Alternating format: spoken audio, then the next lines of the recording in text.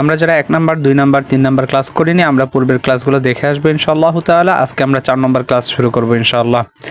আমরা প্রতিদিন যদি একটু একটু করে কোরআন অধ্যয়ন করি, একটু শিখি, তাহলে ইনশাআল্লাহ তাআলা একটা সময় গিয়ে পবিত্র কোরআনুল কারীম আমরা সহিশুদ্ধভাবে তেলাওয়াত করতে পারবো খুব শীঘ্রই, আল্লাহ ভরসা। তো চলুন আজকে আমরা আমাদের 4 নম্বর ক্লাস শুরু করছি।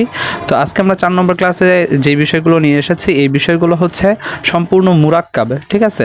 তো এই যে এই সিরিয়ালে আমরা যেই হরফগুলো দেখতে পাচ্ছি আলিফ বা তা সা জিম হা, এইগুলো আরবি যে 29টি হরফ আছে সেই 29টি হরফ ধারাবাহিকভাবে সাজানো আছে।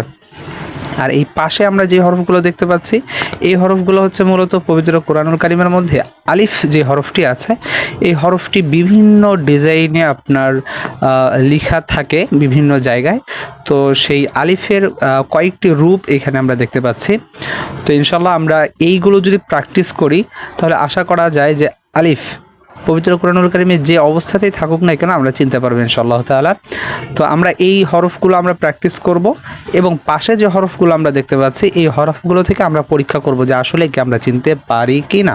তো আসুন আমরা পড়া শুরু করি ইনশাআল্লাহ তাআলা। এটি হচ্ছে পূর্ণ আলিফ, ঠিক আছে?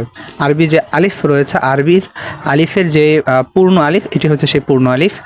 তো আমরা এইভাবে পড়ব, পূর্ণ আলিফ, শুরুর আলিফ, অর্থাৎ যে কোনো একটি শব্দ শুরু করার পূর্বে আলিফের রূপ বা আকৃতিটা কেমন থাকে এই দেখবেন। এখানে আলিফ খাজাল একটি শব্দ, তো এই শব্দ শুরু হওয়ার আগে যদি আমরা আলিফ লিখি তাহলে আলিফটি এইভাবে হবে, এই যে এই আলিফটি হচ্ছে এই আলিফ, তাহলে আমরা এটাকে বলবো শুরুর আলিফ।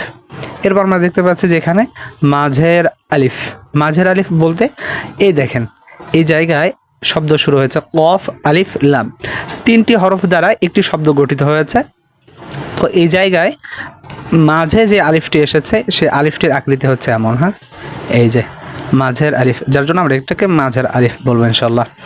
এরপর এটাকে আমরা বলবো শেষের আলিফ। এটাকে আমরা কেন শেষের আলিফ বলবো, যে কোনো একটি শব্দ শেষে আলিফ যদি আসে তাহলে আলিফের আকৃতিটা এমন হয়।